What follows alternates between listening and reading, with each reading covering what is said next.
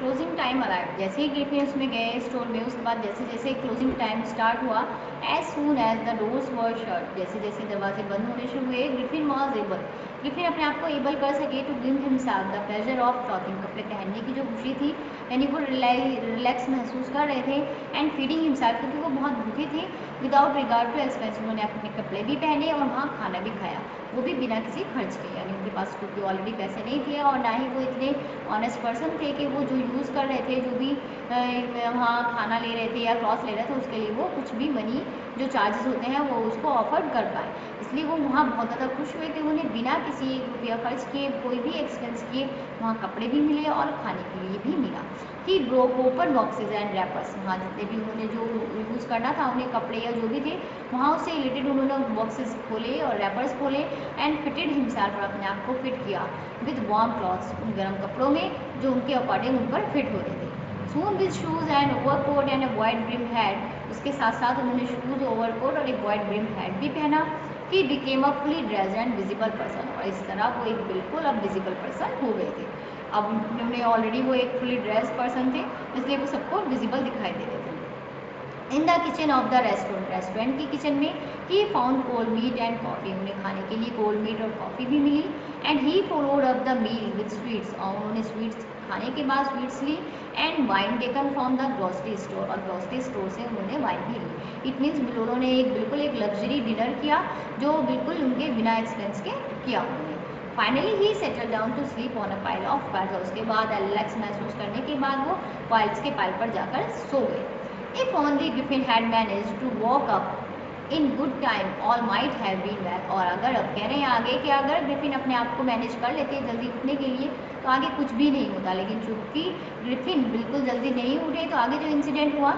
As it was he did not wake up, जैसे वो जल्दी नहीं उठे जब तक until the assistants were already arriving the next morning, जब सुबह मॉर्निंग में उस स्टोर के असिस्टेंट आए तब तक भी ग्रिफिन नहीं उठे, वो सो रहे थे। वैन ही सा अ कपल ऑफ दैम, और जब उन्होंने देखा कि जो कपल था यानी जो दो असिस्टेंट थे, कपल ऑफ दैम अप्रोचिंग, उनके पास आ रहे हैं, ही पैनिक, वो परेशान हो गए, घबरा गए, एंड बिगन टू रन, और उन्होंने भागना शुरू कर दिया क्योंकि वो उनसे बचना चाह रहे थे। दे नेचुरली गेव चेज, चेज मतलब पीछा किया, वो जो पर्सन थे असिस्टेंट थे उन्होंने नेचुरली, क्योंकि अगर हम किसी को अपने यहाँ कोई देख लेते हैं स्ट्रेंज पर्सन तो नेचुरली वो उन्होंने उनका पीछा किया। In the end he was able to escape by quickly taking off his newly found cloth, और उनसे बचकर भागते हुए ग्रिफिन ने लास्ट में अपने आप को फिर बचा लिया, अपने सारे कपड़े जो भी उन्होंने वहाँ रात में स्टोर में पहने थे वो सारे कपड़े उतार कर वो अपने आप को दोबारा उन असिस्टेंट से बचाने में कामयाब हो गए, एबल हो गए। So once more he found himself visible invisible but naked in the January chill air, और इस बार फिर वो अपने आप को दोबारा इनविजिबल बनाने में कामयाब हो गए, वो भी जनवरी की ठंडी हवा में, ठंडी में अपने आप को वो इनविजिबल बना लिया, जो कि उनके लिए एक बहुत डिफिकल्ट टास्क था।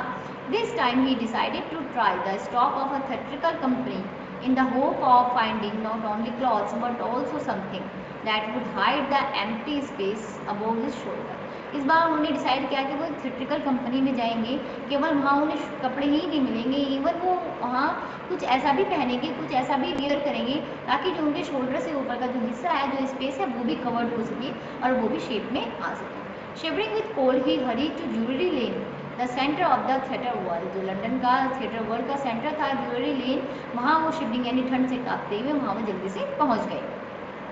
ही सून फाउंड अ सुटेबल शॉप, और अपने अकॉर्डिंग अपने जो भी उन्हें थिंग्स चाहिए थी उसके अकॉर्डिंग उन्होंने एक सुटेबल शॉप भी ढूंढ ली जल्दी। ही मेड हिज वे, उन्होंने अपना वे बनाया, अपना रास्ता बनाया, इनविजिबल, क्योंकि वो ऑलरेडी इनविजिबल थे, उनको कोई देख नहीं सकता था, कोई उनको रोक नहीं सकता था।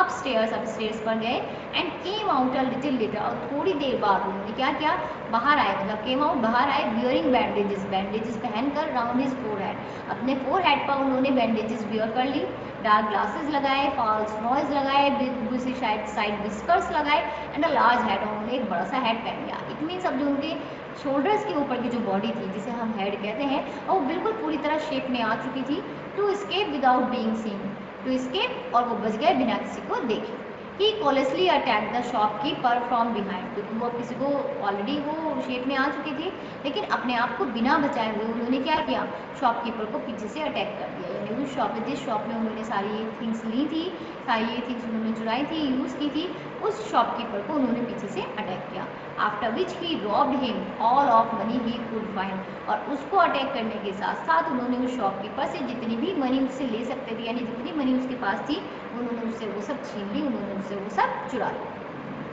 Eager to get away from crowded London, he took a train to the village of Iping, और वहाँ से निकलकर वो बहुत ज़्यादा जल्दी में थे उस क्राउडेड लंदन से बाहर निकलने के लिए, इसलिए उन्होंने वहाँ से एक लंदन से एक ट्रेन ली जो कि एक विलेज आइपिंग को जाती थी। Where he book two rooms at the local inn, और वहाँ जाकर गाँव के आइपिंग गाँव में जाकर विलेज में जाकर उन्होंने एक लोकल इन सराय, जिसे हम कह सकते हैं कि लाइक अ स्मॉल होटल ना, रेजिडेंशियल होटल, वहाँ उन्होंने एक इन में जाकर अपने लिए 2 रूम बुक किए। The arrival of a stranger and in any case N unusual event, कह रहे हैं कि सर्दी में इतनी भयंकर सर्दी, क्योंकि जनवरी का मंथ था, इतनी जनवरी में एक स्ट्रेंजर पर्सन किसी इन में आए तो ये एक यूजुअल जेन्युइन नहीं था सबके लिए, ये सबके लिए एक अनयूजुअल था। A stranger of such uncommon appearance, ऊपर से वो जो स्ट्रेंजर था उसका जो अपीयरेंस था वो बिल्कुल भी कॉमन नहीं था, जेन्युइन नहीं था। सेट ऑल टर्न्स वैगिंग्स, यानी जितने भी वहाँ लोग थे वो सब यही बातें बनाने लगे कि ये जो पर्सन है ये ज़रूर कुछ ना कुछ नहीं है, ये अनकॉमन है, ये कॉमन नहीं है। Mrs hall the landlords wife, यानी जिस उस लैंडलॉर्ड की जो वाइफ थी, जिसका वो इन था, उसकी जो लैंडलॉर्ड की वाइफ थी उनका नाम मिसिज हॉल था। Made every effort to be friendly, उन्होंने बहुत कोशिश की ग्रिफिन के साथ फ्रेंडली बिहेव करने की, ताकि वो पता लगा सके वो यहाँ क्यों आया है, उसका क्या रीज़न है, क्या पर्पज़ है। But Griffin had no desire to talk, लेकिन ग्रिफिन को बात करने का शौक नहीं था, उनकी कोई भी इच्छा नहीं थी कि वो बात करें। एंड टोल्ड हर, उन्होंने उसको ये भी इंस्ट्रक्ट कर दिया, ये भी बता दिया, my reason for coming to Iping is a desire for solitude, मैं यहाँ सॉलिट्यूड के लिए आया हूँ, अकेलेपन की वजह से आया हूँ, मुझे अकेलापन अच्छा लगता है, इसके अलावा यहाँ आने का मेरा और कोई भी रीज़न नहीं है। And I don't wish to be disturb in my work, और मैं नहीं चाहता कि मुझे मेरे काम में कोई भी डिस्टर्ब करे। Besides an accident has affected my face, जबकि मुझे ऑलरेडी मेरे साथ एक एक्सीडेंट हो चुका है जिससे मेरा फेस ऑलरेडी इंजर्ड हो चुका है, जिसकी वजह से मैंने बैंडेज वगैरह लगाई हुई है। जबकि जो फैक्ट था वो ये नहीं था, ये हम सब जानते हैं कि उन्होंने क्यों लगाया था, क्योंकि वो एक इनविजिबल पर्सन थे और अपने हेड को शेप देने के लिए उन्होंने बैंडेजेस वहाँ लगाई हुई थी।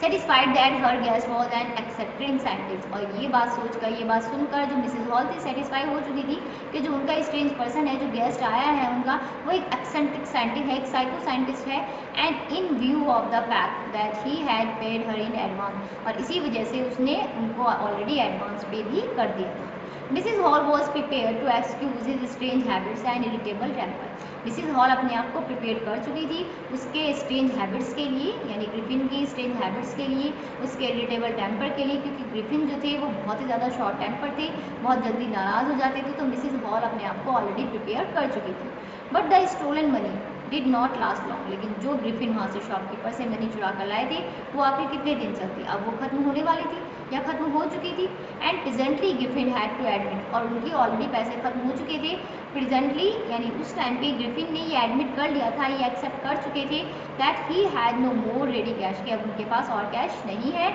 ही प्रिटेंडेड, और उन्होंने ये भी झूठ बोला, ये भी बहाना लिया, क्योंकि वहाँ वो इनमें रह रहे थे तो बिना पैसे के तो उन्हें कोई नहीं रखने वाला था, ऑलरेडी रहने की वो एडवांस पेमेंट कर चुके थे, लेकिन उनकी जो मनी थी वो फिनिश हो चुकी थी, इसलिए उन्होंने प्रिटेंड किया, बहाना बनाया। However that he was expecting a cheque to arrive at any moment, उन्होंने बताया कि मेरा चेक आने वाला है और वो किसी भी पल आ सकता है, मैं आपकी जो आगे की पेमेंट है मैं आपकी उस चेक से कर दूंगा। Shortly afterwards a curious episode occurred, और उसके बाद ये क्यूरियस एपिसोड होता है, क्यूरियस मीन्स आप कह सकते हैं कि जिसमें बहुत ज़्यादा मिस्ट्री होती है, सब लोग उसको मतलब उस इंसिडेंट को समझने के लिए परेशान हुए, एक क्यूरियस इंसिडेंट होता है। Very early in the morning a clergy man and his wife were awakened by the noises in the study, यानी एक जो क्लर्जी मैन थे और उसकी जो वाइफ थी वो स्टडी रूम में शोर की आवाज़ से जल्दी मॉर्निंग में जल्दी उठ जाते हैं। क्रीपिंग डाउन स्टेयर, और धीरे धीरे आहिस्ता आहिस्ता डाउन स्टेयर्स आते हैं, नीचे आते हैं सीढ़ियों से। They heard the chink of money being taken from the clergyman's desk, वो देखते हैं कि जो क्लर्जी मैन थे उनकी डेस्क ड्रॉर ओपन हो रही है और जो मनी है वो उसमें से निकाली जा रही है, यानी उन्होंने आवाज़ सुनी कि ड्रॉइंग ड्रॉवर ओपन हो रही है और मनी निकल रही है। विदाउट मेकिंग एनी नॉइज, बिना शोर किए, and with a poker grasp firmly in his hand, poker means आप कह सकते हैं एक रॉड या एक डंडा अपने हाथ में फर्मली पकड़ कर the clergyman flung open the door, उन्होंने जल्दी से डोर ओपन कर दिया एंड से सरेंडर, और उसके बाद वो कहते हैं कि सरेंडर, यानी जब हम किसी चोर को पकड़ने की कोशिश करते हैं या हम सोचते हैं कि कोई चोर है जो चोरी कर रहा है, तो क्या करते हैं, बिल्कुल जल्दी से उन्होंने क्या किया, क्लर्जीमैन ने जल्दी से डंडा पकड़ा और जल्दी से दरवाज़ा ओपन करके बोला surrender. Surrender it mean surrender कर दो अपने आप को मेरे हवाले कर दो। दैट टू हिज अमेजमेंट, यानी वो और ज़्यादा अमेज हो गए और ज़्यादा सरप्राइज हो गए। ही रियलाइज, जब उन्होंने ये रियलाइज़ करा that the room appear to be empty, तो जो वो आवाज़ आ रही थी वो कोई नहीं था, यानी कोई ना कोई पर्सन था वो काम कर रहा था। लेकिन जब वो दरवाज़ा खोलते हैं, रूम देखते हैं तो रूम बिल्कुल खाली है, वहाँ कोई भी नहीं है। He and his wife looked under the desk, उन्होंने डेस्क के अंदर देखा, and behind the curtains, curtains के पीछे देखा, and even up the chimney, और चिमनी के ऊपर भी देखा, लेकिन वहाँ कोई भी नहीं था। There was not a sign of anybody, किसी का भी कोई साइन नहीं था, कोई भी सिंबल नहीं था कि कोई बता सके कि यहाँ कौन था या कौन आया। Yet the desk had been open and the housekeeping money was missing. लेकिन जो डेस्क थी, जिस डेस्क ड्रॉअर से वो पैसे निकल रहे थे, वो अभी भी खुली हुई थी, एंड जो हाउस कीपिंग मनी थी वो वहाँ से मिसिंग थी, वो चोरी हो चुकी थी। Extra ordinary affair, the clergyman kept saying for the rest of the day. पूरे दिन क्लर्जीमैन यही बात कहते रहे, यानी यही सोचते रहे, जो लैंडलॉर्ड थे वो यही सोचते रहे कि ये एक एक्स्ट्रा ऑर्डिनरी अफेयर है, एक जेन्युइन अफेयर नहीं है, एक जेन्युइन इंसिडेंट नहीं है कि कोई आता है, दिखाई नहीं देता, डेस्क ड्रॉअर ओपन होती है और पैसे चले जाते हैं, लेकिन वहाँ कोई भी नहीं था। तो एक ही सिंपल बात नहीं थी, बड़ी स्ट्रेंज इंसिडेंट था, but it was not as extraordinary as the behaviour of Mrs Hall. लेकिन ये तो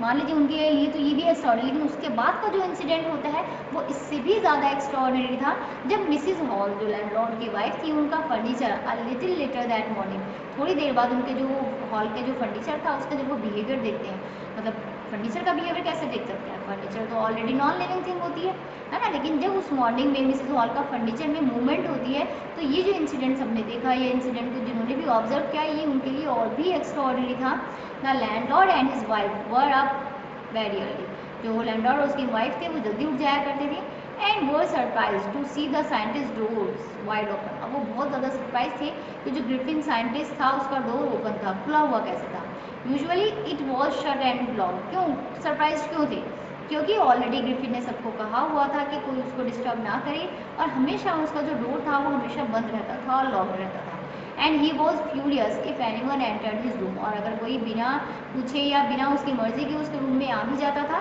तो वो बहुत ज़्यादा गुस्सा हो जाता था, क्योंकि वो ऑलरेडी शॉर्ट टेम्पर था और बहुत ज़्यादा फ्यूरियस रहता था। The opportunity seem too good to be missed, और ये अपॉर्चुनिटी थी उनके लिए बहुत ज़्यादा, मतलब जो लैंडलॉर्ड और उनकी वाइफ थी उन्होंने सोचा कि ये अपॉर्चुनिटी है, इसको हमें खोना नहीं चाहिए, हमें कुछ ना कुछ पता लगाना चाहिए। दे पीप्ड राउंड द डोर, उन्होंने दरवाजे के पीछे देखा, झाँका चारों ओर देखा, सा नो बड़ी, उन्होंने देखा कि कोई भी नहीं था, एंड डिसाइडेड टू इन्वेस्टिगेट, और उन्होंने देखा कि क्यों ना हम इस बात को इन्वेस्टिगेशन की जाए कि आखिर उसके रूम में ऐसा क्या मैटर है जो किसी को नहीं आने देता और क्या उसकी मिस्ट्री है। The bed clothes were cold, लेकिन जो बेड क्लॉथ्स थे वो कोल्ड थे, इट मीन्स ग्रिफिन जो था वो बहुत देर पहले बेड में से निकला हुआ था, यानी जो बेड शीट्स वगैरह थी वो ठंडी पड़ी हुई थी। जब हम हैंड टू हैंड अपने बेड शीट्स में से निकलते हैं तो एक वार्मथ रहती है, बॉडी वार्मथ बनी रहती है उसके अंदर, लेकिन जब थोड़ी देर हमें हो जाती है तो बिल्कुल एकदम ठंडा हो जाता है। तो उसी तरह बेड क्लॉथ जो थी वो बिल्कुल ठंडी थी, showing that the scientist must have been up for some time, और ये उस बात से रियलाइज हो रहा था कि जो साइंटिस्ट था वो थोड़ी देर पहले उसमें से उठ चुका था। And the stranger is still, the cloths and the bandages he wore always wore were lying about the room, और ये और भी स्ट्रेंज था। इसके बाद एक और स्ट्रेंज था कि जो क्लॉथ्स, जो बैंडेज वो हमेशा वियर करे रहते थे, जिसको कभी नहीं उतारते थे, क्योंकि उन्होंने बताया था कि उनके फेस पे ऑलरेडी एक्सीडेंट में चोट लग चुकी है, इसलिए वो ऑलरेडी बैंडेजेस वियर करे रहते थे, वो सारी रूम में इधर उधर पड़ी थी। तो ये सबके लिए और भी स्ट्रेंज इंसिडेंट था कि आखिर क्या मैटर है कि जो ये सारी चीज़ें ऐसी पड़ी हुई हैं और जो साइंटिस्ट है उसका डोर बिल्कुल खुला हुआ है, जो कभी किसी को भी अपने रूम में आने की परमिशन